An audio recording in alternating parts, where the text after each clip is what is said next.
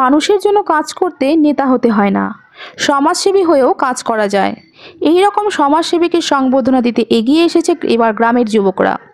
যুবকদের জীবনের প্রধান লক্ষ্য মানুষের জন্য কাজ করা, আর সেই কারণেই সমাজসেবী দেবাশিস সর্দারকে সংবর্ধনা দিয়ে এই বার্তাই দিলেন গ্রামের যুবকরা। রবিবার জলপাইগুড়ি জেলার রাজগঞ্জ ব্লকের বিন্নাগুড়ি গ্রাম পঞ্চায়েতের আমবাড়ি ফালাকাটা শ্মশান কলোনির যুবকরা সমাজসেবী দেবাশিস সর্দারকে এক অনুষ্ঠানের মধ্য দিয়ে সংবর্ধনা জ্ঞাপন করেন। উত্তরীয় ও ট্রফি দিয়ে সংবর্ধনা দেন গ্রামের যুবকরা।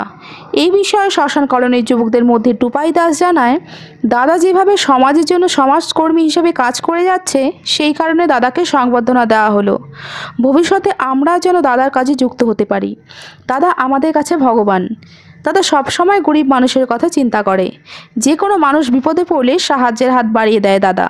সম্বোধনা করলাম এই কারণে যে দাদা যেইভাবে সোশ্যাল মিডিয়াতে কাজ করতেছে, এনজিওর সাথে যুক্ত, উনার এই কর্মের দ্বারা আমরা অনেক প্রতিশ্রুতি পেলাম। তাই আমরা সব ছেলে পেলে এইটাই ডিসাইড করছি যে সমাজে কিছু করতে পারি আর না পারি, দাদা যেরকমভাবে নিজের পদক্ষেপ চালায় যাচ্ছে ওর পিছনে আমরা সব সময় সহযোগিতা থাকবো।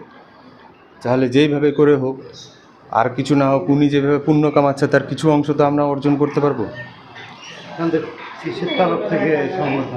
সংবর্ধনা যেহেতু আমরা যেখানে বসত বাড়ি, ওইখানকারও সব ছেলে পেলে মিলে একটা ডিসিশন নিলাম যে হ্যাঁ, ওইখানকারই ছেলে পেলে মিলে এই ডিসিশনটা নিয়েছি।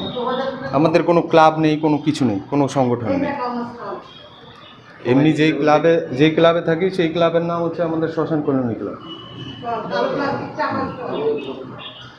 কীরকম লাগছে?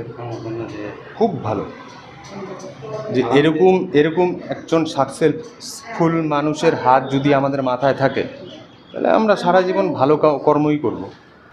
অন্যদিকে এই বিষয়ে দেবাশিস সর্দার জানায়, খুব ভালো লাগছে, গ্রামের যুবকরা এসেছিল সংবর্ধনা দিতে। যুবকদের জন্য কিছু করণীয় থাকলে অবশ্যই তাদের পাশে দাঁড়াবো।